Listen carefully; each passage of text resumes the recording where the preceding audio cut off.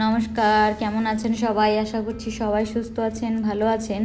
আমরাও সবাই সুস্থ আছি, ভালো আছি। এটা ছিল শ্রাবণের প্রথম সোমবার জল ঢালতে যাওয়ার ভিডিও। বলাই হয়েছে আগের ভিডিওতে যে ভিডিওর ক্লিপস অনেক নেওয়া আছে, তবে এডিট করে ছাড়াই হয়ে ওঠে না। তাই এখন ভাবছি যখনই ছেলে ঘুমাবে সময় পাবো একটু একটু করে ভয়েস ওভার দিয়ে ভিডিওগুলো ছাড়বো। কারণ আমরা যদি আবার ছুটিও যাই তবে আবার অনেক ভিডিও হয়ে যাবে। ছুটি না গেলেও এখানকার অনেক কিছুই আছে যেগুলো আর দেখাতে পারছি না, কারণ গ্যালারি পুরো ভর্তি। দেখলেন আকাশটায় হঠাৎ করে কত সুন্দর আলোকিত আকাশ থেকে আবার বৃষ্টির ওয়েদার হয়ে গেল। এখানে যেমনই আকাশ হোক না কেন, আকাশ দেখতে কিন্তু খুব সুন্দর স্নিগ্ধ হয়। যেমন রোদ উঠলে ঝলমলে আকাশ সুন্দর লাগছিল, তেমন দেখুন মেঘলা ওয়েদারেও কিন্তু সুন্দর লাগে। মনে হয় যেন আকাশটা ছুঁয়ে গেছে পাহাড়গুলো।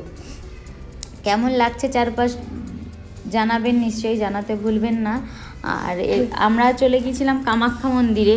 কামাখ্যা মন্দিরের পাশেই একটা শিব মন্দির আছে, সেখানে জল ঢালা শেষ করে তারপরে আমরা কামাখ্যা মন্দিরটা ঘুরে ফিরে দেখছিলাম। আর এখানে এই ওয়েদারেও এত বাদরছানা ঘুরে বেড়ায় যে যার কোনো হিসাব নেই। আপনি শান্তিতে পুজোও দিতে পারবেন না, হাত থেকে কেড়ে কেড়ে নিয়ে চলে যাবে। তাই বেটুকে কোল থেকে নামাতেও ভয় লাগছিল।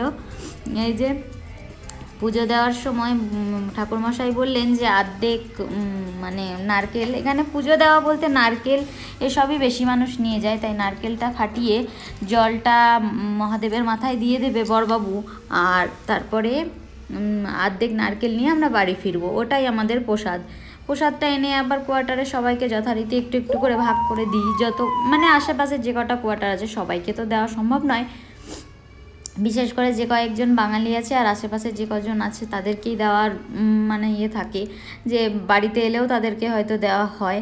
তো কেমন লাগলো ভিডিও দেখুন। এই যে আমার ছেলেও দেখছে তার পাপা কি করছে। কেমন লাগলো চারপাশ জানাতে ভুলবেন না। আর ওখানে কেমন গরম এখন সেটাও জানাতে ভুলবেন না। সবাই সুস্থ থাকবেন, ভালো থাকবেন, সবাই নিজের খেয়াল রাখবেন। পুজোর কেনাকাটা কার কত দূর হয়েছে সেটাও জানাতে ভুলবেন না। আজ তবে আসি, আবার দেখা হবে।